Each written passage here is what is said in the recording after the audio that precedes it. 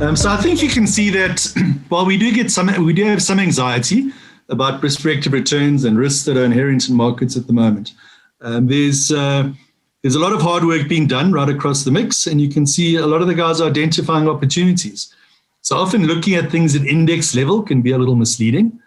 Certainly if you look over the course of the last year, there were times when the index wasn't looking that exciting, but within that there were shares that were doing incredibly well, and shares that had peaked and come off quite sharply. And we've got a range of fund managers' approaches and an investment process which aims to identify opportunities which we think at any point in time still offer a great risk-return perspective. So that's the story from all of our fund managers. If you'd like to ask a question or pose a question to any of the guys, please feel free to go into the Q&A at the bottom. I think at the moment in global markets, all of the talk is about inflation. Is it transitory? We're seeing some massive numbers coming through in America. Bond markets are seeming to suggest that a lot of it is once-off in nature. But I think a conversation of this type at this point in time, we can't help but talk a little bit about inflation. Nolan, perhaps you'd like to kind of expand on the view that we've been expressing, and Pete, if you'd like to add to that as well. Yeah, sure. So in terms of inflation, the example I often use is if you cast your mind back about a year, it's a year and a bit now actually, to April last year, the oil price was below $20 a barrel, and we had this absolutely crazy phenomenon where the future closeout was negative. In other words, you had to pay people to take oil from you because you didn't want to pay the storage costs. Roll on a year later, oil is back at sort of in the $50 to $70 range most of the time. And that's traditionally where it's been. So we saw, this very low value in COVID. And what you've really seen is a recovery from base effects. On top of that, you've got unlock inflation where, similar to the oil price, it was very depressed. You've had airline tickets that have been very depressed. You've had other services and other goods that have been very depressed. And as we unlock, that's creating a sort of recovery inflation taking place. At the same time, we've also got supply chain blockages because we're not unlocking global economies all at the same time. So, there was a big sort of bottleneck in terms of getting chips to automakers so they could manufacture enough cars. And that meant that people who needed cars were forced into the secondhand car market, and secondhand car prices went up. Those are kind of one-off things. I don't think the value of a secondhand car is going to keep going up by 15% every year. And instead, what you've got is those are the transitory inflation type stories that people are talking about. The question, though, is, are there other factors that actually become sustaining inflation? And we need to look out very carefully for those. And I think the two or three we spend most of our time looking at are US wages, where we are concerned about wage growth. It's a big challenge right now in the US because people are still getting stimulus checks, which means they're more inclined to stay home than go into very low-paying jobs, and low-paying jobs are therefore seeing wage inflation. We are seeing, the cost of houses in the US go up quite significantly. I think housing prices are up something like 15%. That is potentially concerning as well, because that means that rent prices and so on start feeding into the inflation basket. We do think that the inflation for shelter is going to about 4%, and that has a possible risk of becoming self-sustaining. So it's those types of inflations that we are concerned about. At the moment, we are not seeing them manifest, and all the inflation we're seeing coming through is this transitory inflation. However, we've got to be very, very sort of aware of the fact that can change quite quickly. Though for now, Anchor is taking the view that inflation is going to spike up in South Africa, in the rest of the world, but it'll actually roll down pretty quickly as well. And the central banks are saying they'll look through that. So basically, they're saying they're not going to hike rates at a frantic pace, and it's going to be slow and measured. Pete, have you got anything to add there? No, I think Nolan's done a great job of explaining it there. I think the only things I would add there is, the last time we had meaningful inflation was probably in the 80s, at least in developed markets. And so most of us have not had particularly good experience at investing in the 80s, but the structural forces that were around then are not present now. We don't have the same level of massive demographic growth in developed markets there. We didn't have the global networks for supply chains.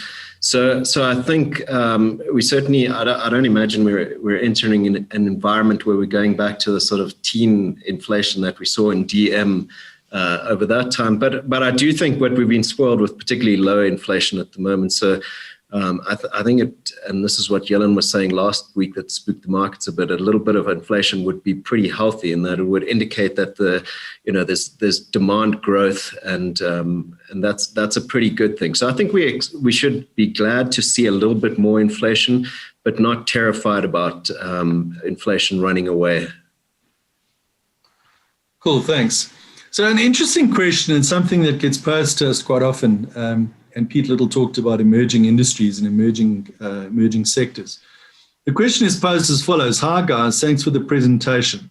What's your view on the onset of new technologies in biotechnology, gene editing and health technologies, which has been increased with the onset of COVID-19? Are there any particular counters we could look into? So perhaps I'll pose that to David Gibb and to Nick Dennis. I know they try and look into the future as much as any fund manager in our business, and try and, I guess one of the challenges is always, a lot of these new technologies and new ideas don't yet make money, and it's not clear exactly what the business model is. But Dave, maybe just to give us an indication of how you view or approach the companies of 10 to 20 years' time. Yeah, so we've got some of these investments in our global tech fund. So gene editing, a very interesting field. And, you might have heard of CRISPR, which has, become this revolutionary method of adjusting, people's genes if they have genetic abnormalities. So we have an investment in a company called Intelia Therapeutics. The code is NTLA. Which we bought last year in about March. It's up about 8 times. None of these, typically in the CRISPR category, not many of the companies have commercialized their product yet, but they're certainly making great progress in bringing products closer to market. So I think that is it's a very exciting area. So there are 3 that are worth considering. There's CRISPR Therapeutics, there's Intelia Therapeutics, and there's another one called Editas. Those are the 3 well-known ones. We went with Intelia, and in fact, it has been by far the best performer of those 3. So that's CRISPR. In fact, there's a lovely book that's just come out by the chap who wrote the book on Einstein, Walter Isaacson, called the Code Breakers, if you're interested in the topic. And then, I think other areas in healthcare, we haven't invested in Teladoc or any of those sort of healthcare services where you don't actually physically consult with your doctor. But that's become very popular too. We'll have to see how popular it remains. I think people might want to get back to their doctors and see them in the flesh. But there are, there's a host of, and I'll maybe leave some, maybe Nick would like to talk about some other ones if he has some ideas on those. Unfortunately, I don't, Dave. I find there's so much there's so much still to do, and so many interesting names in the space that I do understand, that for now I don't need to venture into the areas that I don't understand to do well. So I agree. I think all of that stuff is fascinating. I think there's a lot to come. It's just, it takes a long time to develop deep domain expertise, to develop the conviction in these companies. So it's very easy to read an article and say that's interesting and then buy a position. But typically that's not what we do. And the problem with that is it's fine when it works, when it's working, but when you're down 30%, how are you going to know if what you own is the real deal, or it's really, the research element is really important in developing conviction and understanding. And so, yeah, a lot of the spaces, it's sort of, I can see myself doing plenty of research on it in time, but I just haven't got there yet today, just because there's so much that I can understand already, and that's investable. Nick, I'm going to try and floor you even more. We've got a question. How do you think investments in space exploration will perform within the next 10 to 15 years? I think your answer is pretty much going to be the same as that's something we'll probably leave for our children to invest in, I would imagine. Well, so look, I mean, so SpaceX is not public yet. That's Elon Musk's company. You can invest in Virgin Galactic, which I haven't sort of looked at. The Anchor Global Equity Fund has got a decent sized position in Tesla, and I'm hugely bullish on Tesla. And I think Elon Musk is phenomenal. So, just betting on him, I can see why after it lists, it could have it could be a really good company for 10 to 20 years, but it's not listed. We don't have any metrics. So at this point, it's just pure speculation. Thanks. Liam, a question in the emerging market space. Tencent Music. David talked about Spotify. We've made a lot of money across lots of different portfolios in Spotify. The Archegos, the forced selling by that hedge fund, saw a selection of 4 or 5 quality companies get sold off, and that included Baidu, Tencent Music, and the like. Any views on Tencent Music? I think just to run through the metrics of it, which I think are phenomenal. Oh, I mean, I don't have my screens open now, so I can't give very specific metrics on it. But we actually participated in the Archegos liquidation. So it was a Friday afternoon, and our prime brokers here in London we didn't actually know what was going on at the time, but it had been building up for a couple of days, and we had watched Tencent Music go up quite aggressively in the first couple of months of the year. There was it looked like completely abnormal behavior for a stock to demonstrate. We didn't participate on the up, but when it did get liquidated, it was a stock that's been on our radar for a while.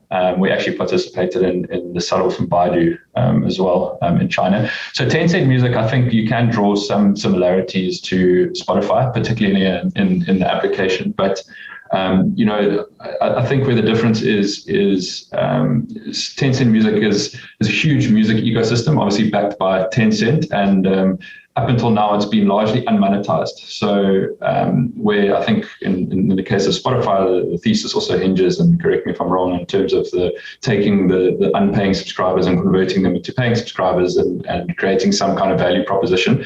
I think in the case of Tencent Music, all the revenue that they were generating up until quite recently was in the form of tokenization. So you effectively on a music platform, and your friend is singing karaoke.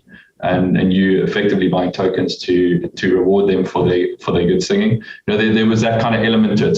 So I think you can't draw a direct comparison, but I think that the same usage application applies across.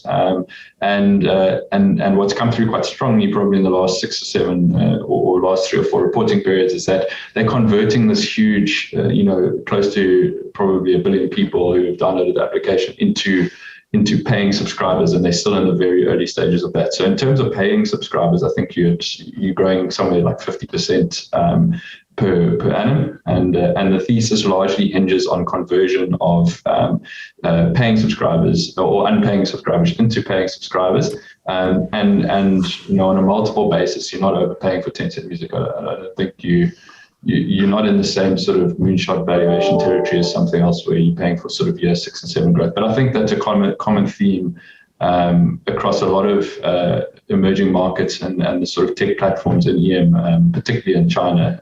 They're a lot cheaper than you would sort of use in the developed world comparison of their enterprise. I mean, you look at Russia and China, it's very similar, and maybe not Mercado Libre, but definitely in Russia, China, Southeast Asia.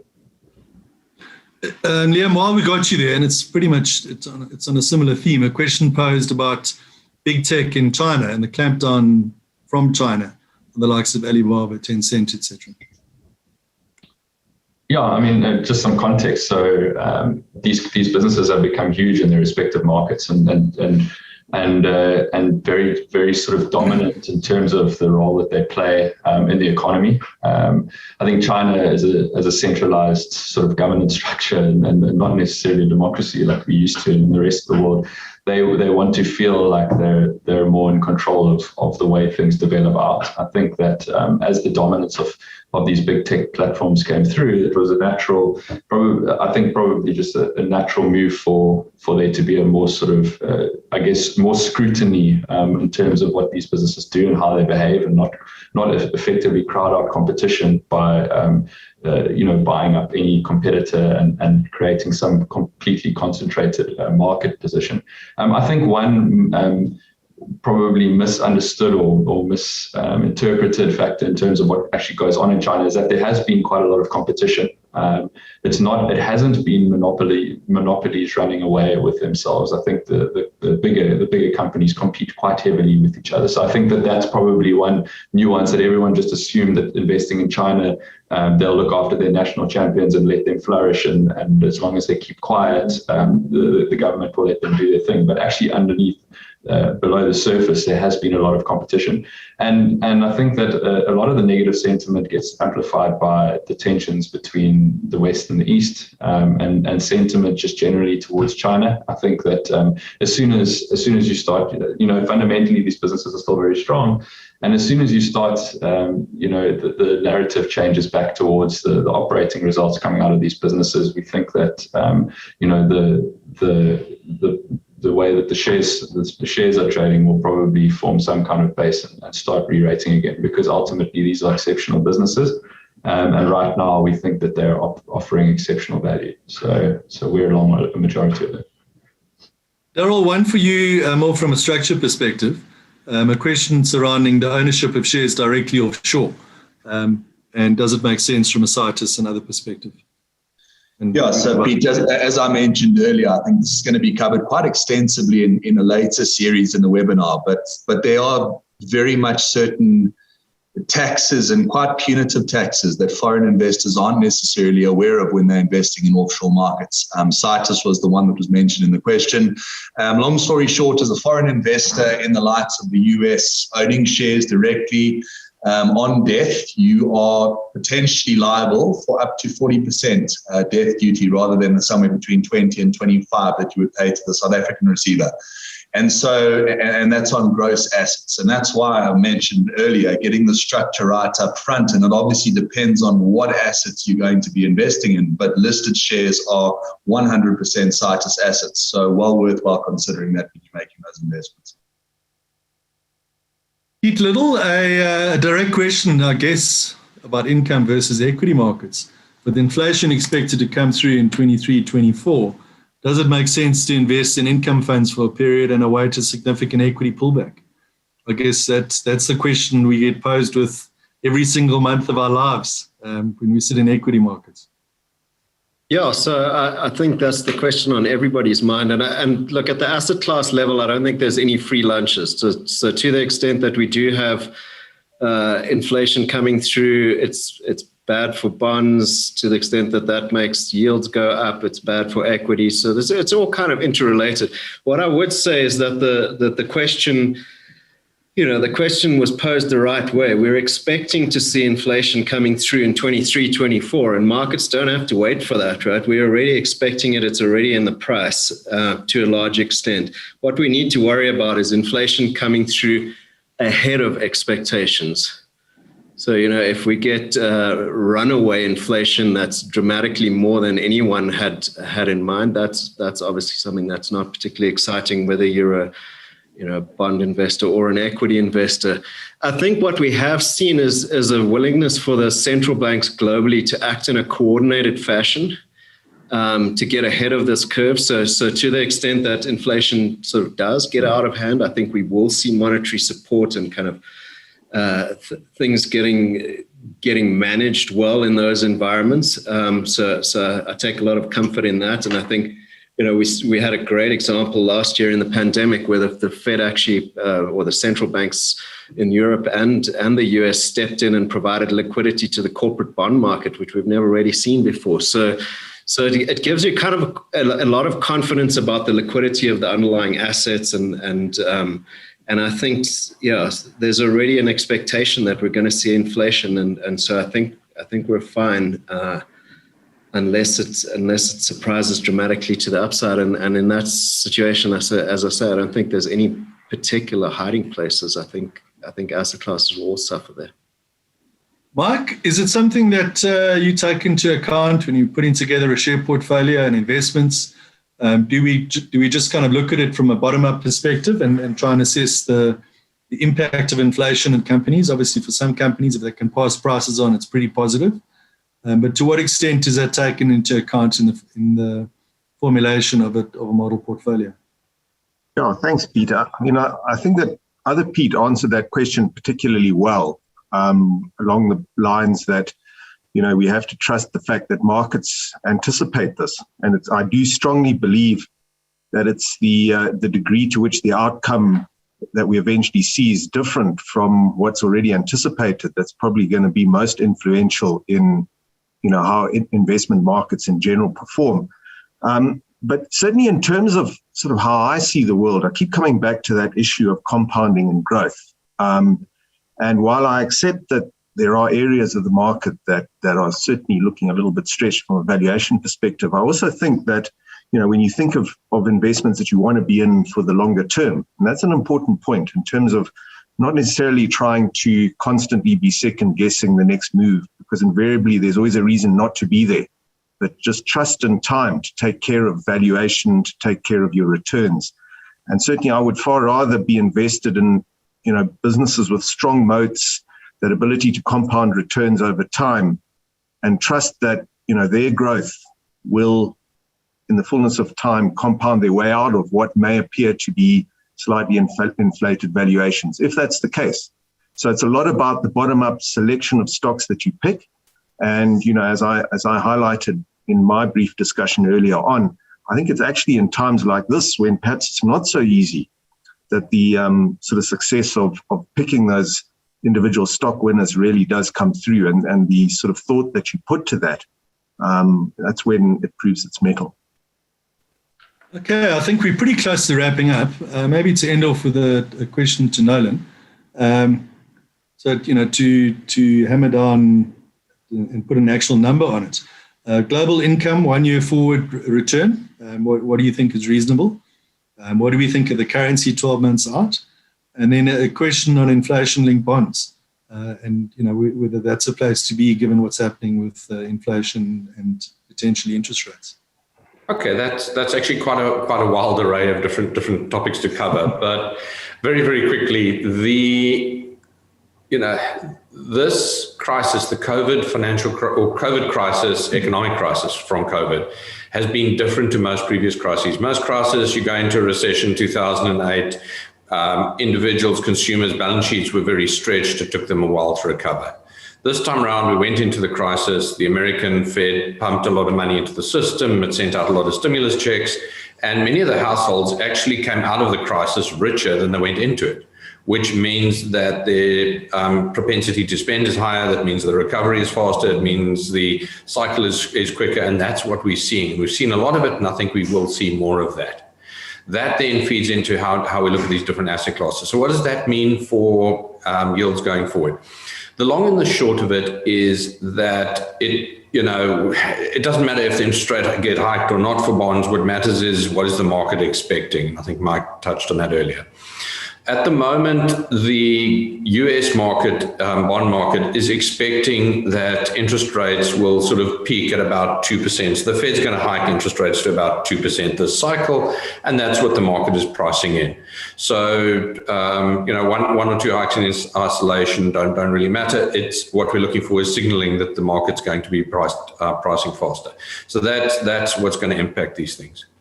In terms of, if the Fed just plods along as expected, we see transitory inflation as expected. That's already priced in the market. Our bond portfolios are very short in duration, so they're probably going to return closer to the 2% yield over the next 12 months, and that's great. In terms of inflation-linked bonds, you want to buy those typically when inflation is going up. So if this philosophy, this view of transitory inflation proves to be incorrect, then inflation-linked bonds will become very, very attractive, and you'll start to see significant gains there. Unfortunately, inflation-linked bonds also priced quite expensively, so you don't really want to hold them unless you've got them either as a hedge or a strong view that inflation is going to come through and it's going to be sustained inflation, not just transitory. And then the final question, what does that all mean for the Rand? Our fair value of the Rand on a long-term basis is somewhere between 14.50 and 15. We think that that's the long-term value of the Rand at this stage. Over time, that long-term value will slowly depreciate. But in the near term, the South African Rand is supported by a variety of factors. Yes, the Fed was a bit of a negative last week. I think that'll blow over in time. The South African current account remains positive. That is supportive of the Rand. Our interest rates remain a lot higher than the US. That is supportive of the Rand. And once the sort of risk-off jitters that we're going through today recover, we still think that the Rand will probably trade a little bit lower than our fair value in the near term. And in the long term, a year, 2 years out, it probably moves through that range again. Fantastic. So thank you very much, everybody. And we've taken you a little trip around the globe and looked at asset classes and shares, and hopefully given you some confidence that there's still some great businesses and investments to make out there. And this is the first of a 4-part series in global investing. So make sure you invite it to the others. If you're on our mailing list, you'll get it. We're going to be talking a lot more about structure and approach from a global investment perspective. But we thought it quite opportune to give you the thoughts of the fund managers and the people who are actually making the calls on the money. So thank you very much. Keep safe. It's tough times out there. And we look forward to seeing you again later. Cheers.